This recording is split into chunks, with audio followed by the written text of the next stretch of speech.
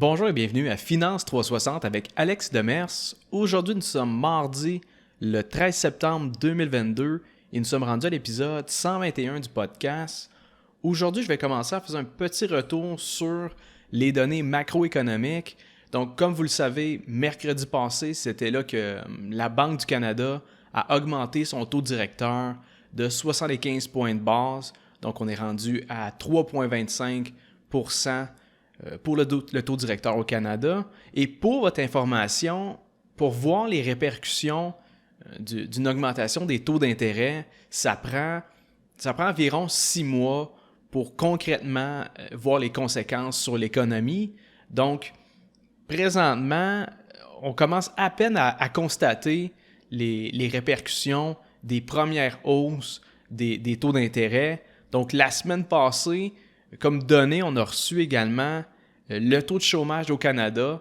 De ce côté-là, ça a augmenté de 5,4%, ce qui représente une hausse de 0,5% par rapport au mois de juillet. Donc, de mon côté, je vous l'ai déjà dit, je considère que c'est juste le commencement. Les employeurs vont ralentir au niveau des offres d'emploi. Ensuite de ça, ça va être les mises à pied. Et ce qui arrive, c'est que si jamais il y a des gens qui se retrouvent sans emploi, ça sera pas long avec l'endettement actuel qu'on va voir de plus en plus de faillites personnelles.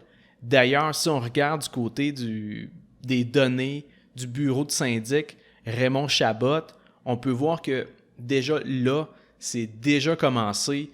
Il y a vraiment une augmentation du côté des faillites et même de leur bord, ils anticipent que la tendance se maintienne. Et sinon, si on regarde du côté des États-Unis, la hausse de l'inflation sur une base annuelle, elle a ralenti à 8,3%. Donc ça, c'est au mois d'août. Par contre, il faut savoir que les analystes s'attendaient à un ralentissement beaucoup plus prononcé que ça, surtout avec la baisse du côté du prix de l'essence. Il faut considérer le fait que, justement, le prix de l'essence, lui, a droppé d'environ 10%.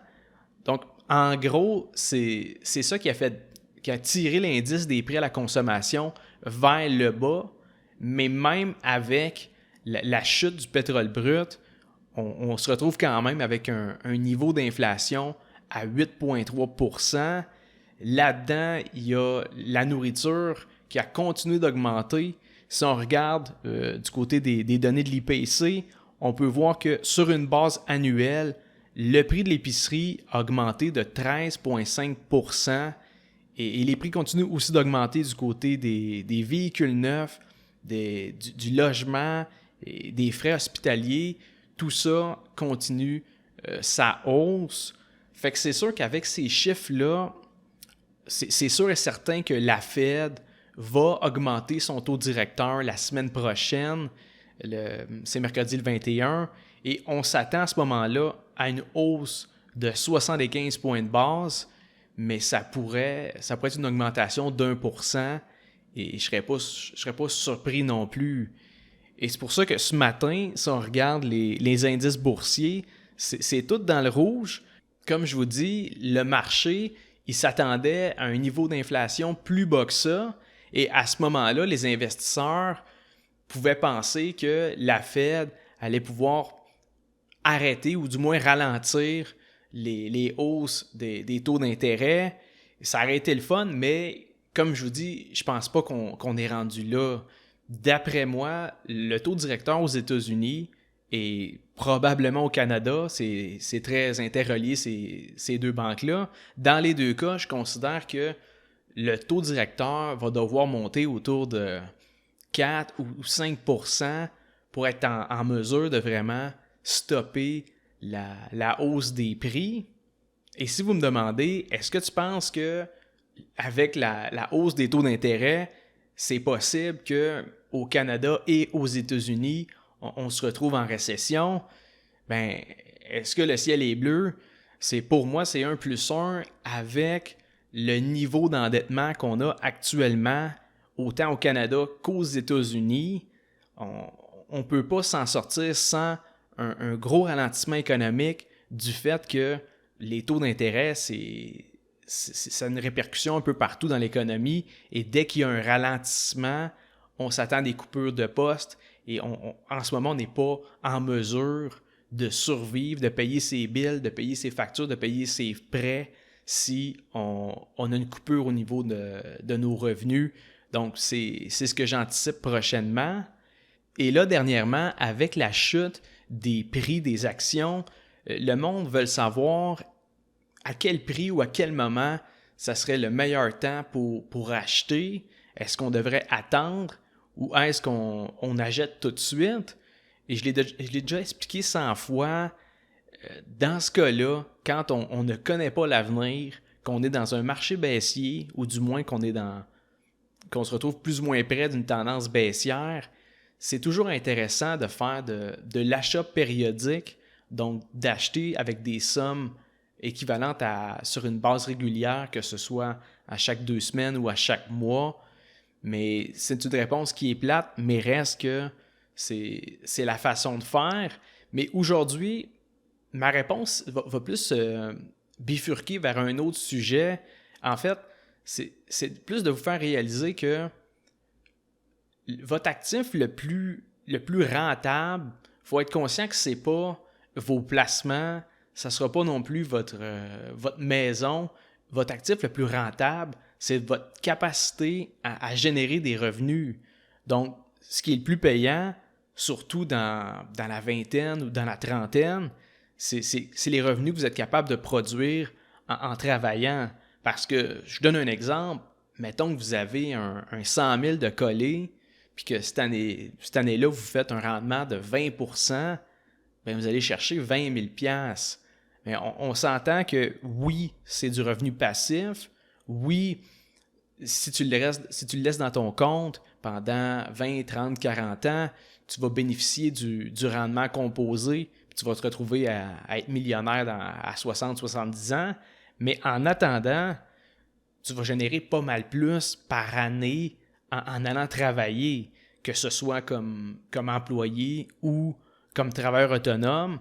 Parce que quand tu es jeune, quand tu as de l'énergie, tu es en santé, ton meilleur move, c'est de travailler pour amasser le plus d'argent possible. Et ça ne veut pas dire non plus de ne pas investir. Au contraire, parce que si tu n'investis pas, ben, il va falloir que tu travailles le restant de tes jours pour être en mesure de générer un revenu. Ça veut juste dire en fait que quand tu es jeune, il faut arrêter de se concentrer sur où est-ce que je peux obtenir le meilleur rendement, c'est quelle action que je devrais acheter, je devrais-tu investir dans tel ou tel crypto. Honnêtement, comme je vous dis, arrêtez de chercher du rendement puis concentrez-vous sur l'augmentation de vos revenus. Ça va avoir un impact beaucoup plus significatif à court terme sur votre situation financière. Et c'est drôle parce que j'ai vu une joke là-dessus dernièrement. Et en fait, c'est un gars qui demande j'ai 100 pièces à investir. Dans quoi je devrais le mettre? Et l'autre gars répond, il dit ben fais le plein d'essence puis va-t'en travailler. Parce que pour vrai, ton meilleur retour sur investissement avec un 100 pièces ou un 1000 pièces, ça ne sera pas en l'investissant sur la bourse ou en essayant de le doubler dans des investissements plus risqués. Par contre, je vais quand même préciser quelque chose. Il y a un autre élément essentiel à considérer dans l'équation parce que savez-vous c'est quoi la plus grosse dépense pour 95% du monde?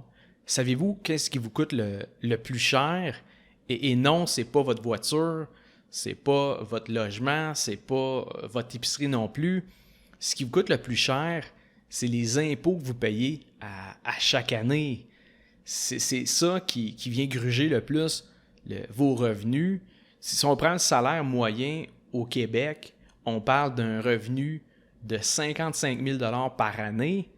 Et c'est pas un gros revenu, mais quand même, ces personnes-là, ils vont donner pas loin de 20% de leur revenu brut en impôts.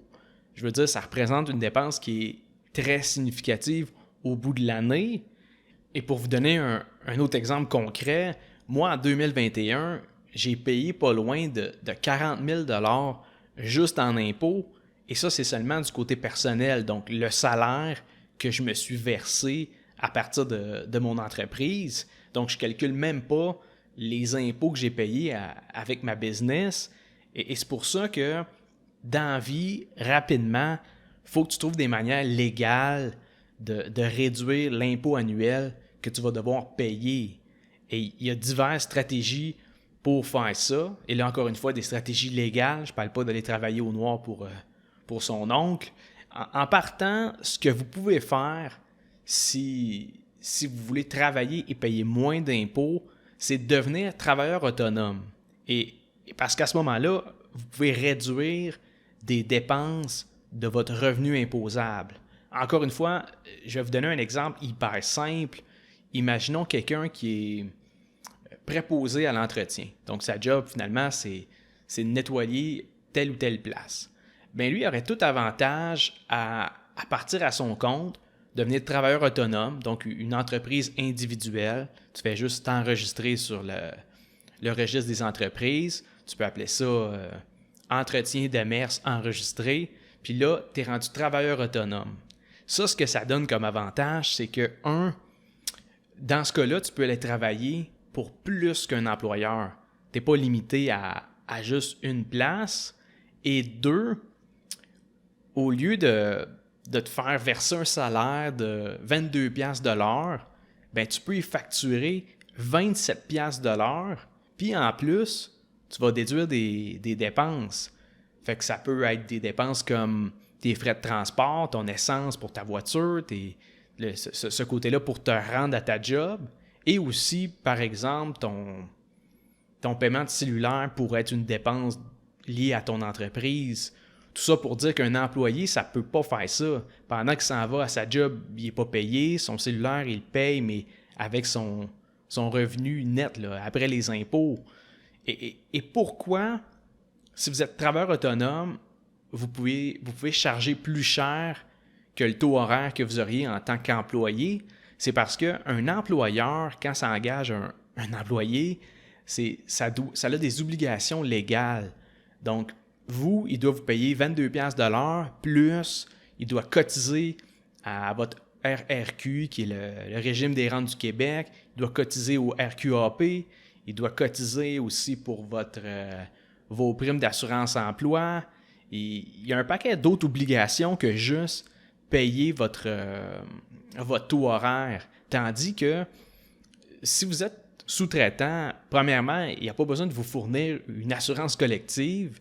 Il vous paye le taux horaire que vous lui exigez, puis il n'y a pas d'autres obligations. Fait que pour lui, ça revient quand même moins cher de pogner un sous-traitant à 27 piastres de l'heure que de pogner un employé avec toutes les obligations qui viennent avec ça, puis toutes les cotisations qu'il a à faire.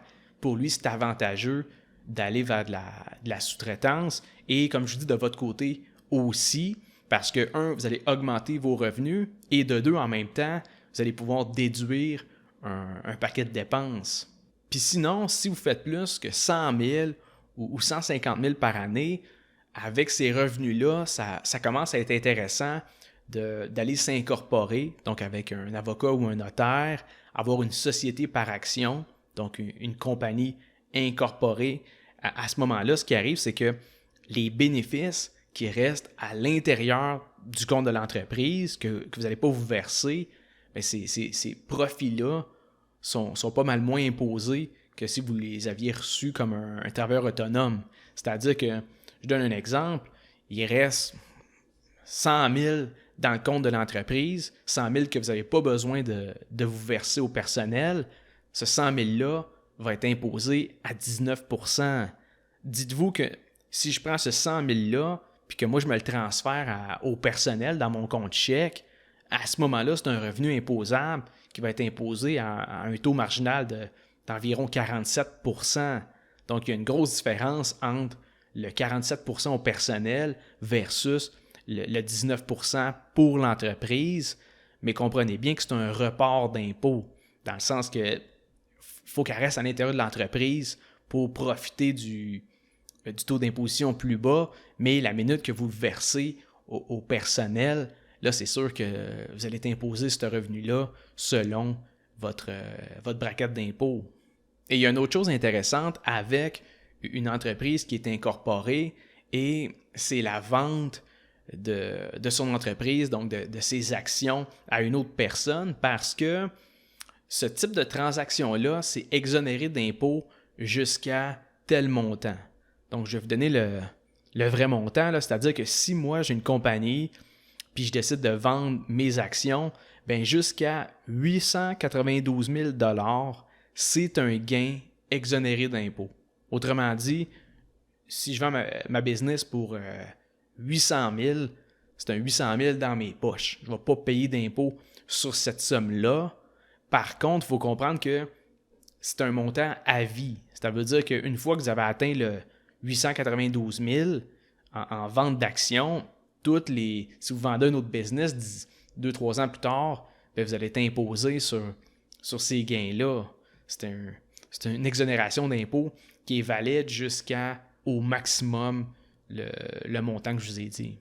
Bref, il y a différentes manières d'optimiser sa fiscalité, mais quand même, au bout du compte, à moins de travailler au noir, va falloir que tu payes de l'impôt quelque part dans le temps. Et ça m'amène à vous parler des campagnes électorales qui se déroulent en ce moment.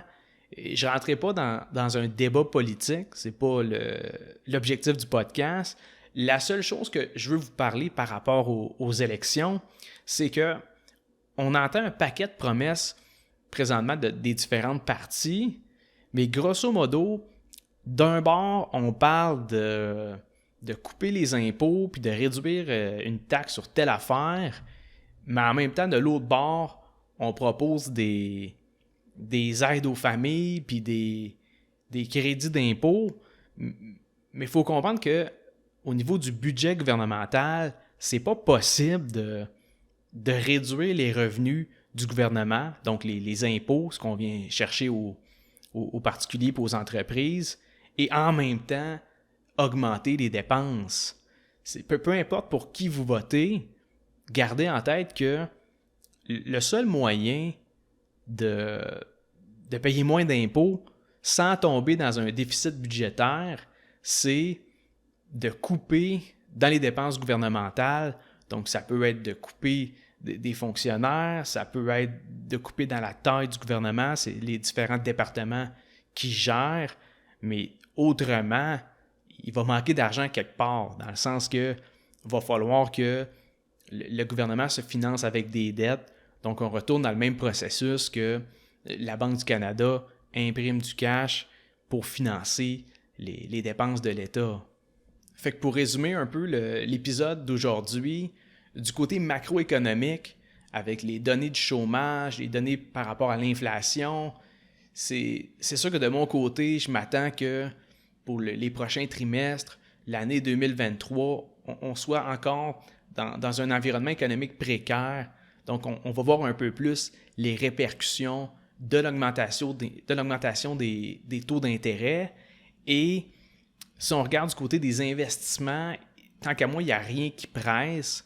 Et c'est important de comprendre que dans le moment, c'est pas les placements ou c'est pas l'achat de votre maison qui va faire un game changer dans votre vie.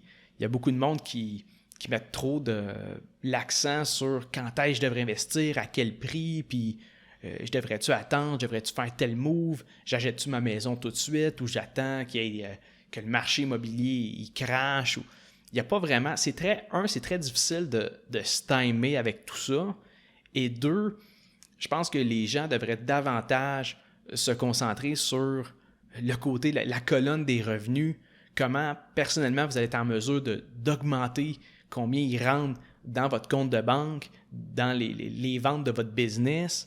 Puis ensuite de ça, lorsque les comptes sont bien remplis, que vos problèmes de dette sont réglés, que vous êtes à jour partout, bien là, c'est là que ça devient intéressant de se pencher vers l'investissement autonome, le trading.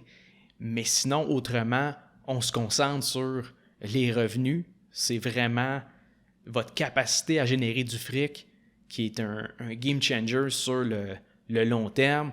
surtout si vous avez présentement dans la vingtaine ou dans la trentaine. Je pense que c'est une période de votre vie que c'est important de se concentrer sur générer le plus d'argent possible.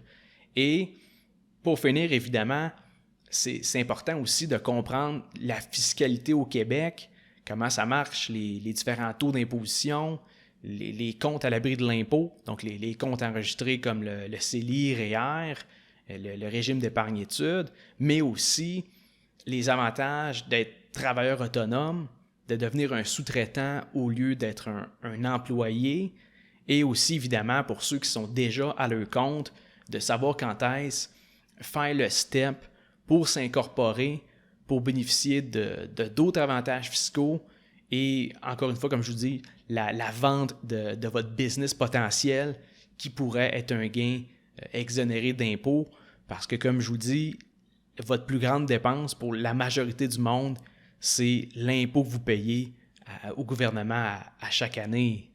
Donc, je vous remercie pour votre écoute et on se revoit mardi prochain pour un autre épisode de Finance 360.